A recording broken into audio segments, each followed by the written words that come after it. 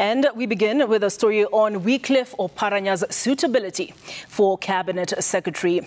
As the Ethics and Anti-Corruption Commission publicly prosecutes its case against the Cabinet nominee and former Kakamega Governor, Parliament's leadership has advised the Commission that the legislature is under no obligation to heed their advice despite being invited to provide adverse information touching on the integrity of the nominees.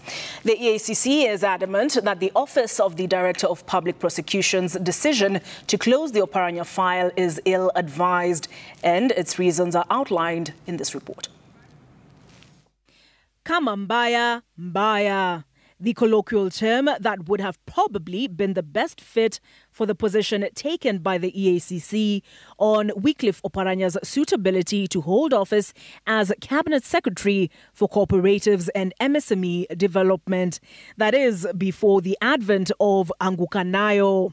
The EACC ready to go down with the ship as it goes up against the Office of the Director of Public Prosecutions, headed by Renson Ingonga, for closing the file on its investigations into the former Kakamega Governor, suspected of abusing his office by receiving 56.7 million shillings in irregular benefits. The EACC backing its position, the position it took against the DPP on Wednesday, by laying out a money trail to demonstrate that, contrary to the position taken by the DPP, that it cannot be proved beyond reasonable doubt that monies paid by the director of Sabema International Limited and Sasela Resources Limited was not alone. The case is closed.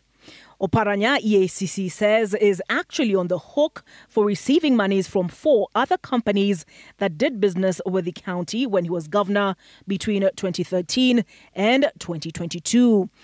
Sasela Resources Limited, which was contracted by the Kakamega County government to construct the Swala Junction on Mwaro Manyulia Road, and upon being paid about 36 million shillings, the contractor transferred 10 million shillings to Oparanya's advocates, Marende and Nyaundi. Oparanya's wife's company received about 2.3 million shillings, all on the 28th of July 2021, according to the EACC. Sabema International Limited, whose director is also one Joseph Obulinji, was again engaged for road construction works and, again, upon being paid, according to the EACC, transferred 5 million shillings to Marende and Nyaundi advocates on the 17th of May 2022. An additional 1 million is reported to have been transferred directly to Oparanya's bank account 5 days later.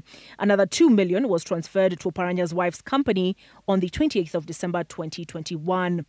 The monies Oparanya's lawyers received, the EACC says, was used to purchase a property in Karen, different from that referenced by the DPP in his justification to close the Oparanya file. The DPP explaining it has since been established that the monies alleged to have been laundered was a loan advance to Wycliff Oparanya, who has not repaid the same to date, as evidenced in Bungoma case Sasela Resources versus Wycliff Ambetsa Oparanya, where Sasela Resources Limited, one of the suspects in the case, sued Oparanya for having not paid him a loan advanced and was awarded judgment. But EACC took the view that the civil suit was a red herring. The Commission is of the view that the case was stage-managed to sanitize the irregular payments made by Mr. Obulinji. This is buttressed by the fact that it wasn't until when consent to prosecute the suspects was granted in December of 2023 that the above civil case was filed. Other companies suspected to have been paid kickbacks for business from the county government are Afba Construction Company, Western Cross Express Company, Alpha Quest Designs Limited and Shelter Cost Solutions Limited. The timing of the civil suit for the loan is not the only one that the EACC views as suspicious. It also views as suspicious the receipt of the DPP's notification for the closure of the investigation after Oparanya was nominated to cabinet, yet it was dated 8th of July 2024. But as the EACC picks the Oparanya case as the hill it is willing to die on, the parliamentary leadership on Friday was quick to remind the EACC of its limitations. EACC has no authority whatsoever in law to clear anyone. They can only investigate you for corruption. Olive Burrows, Citizen TV.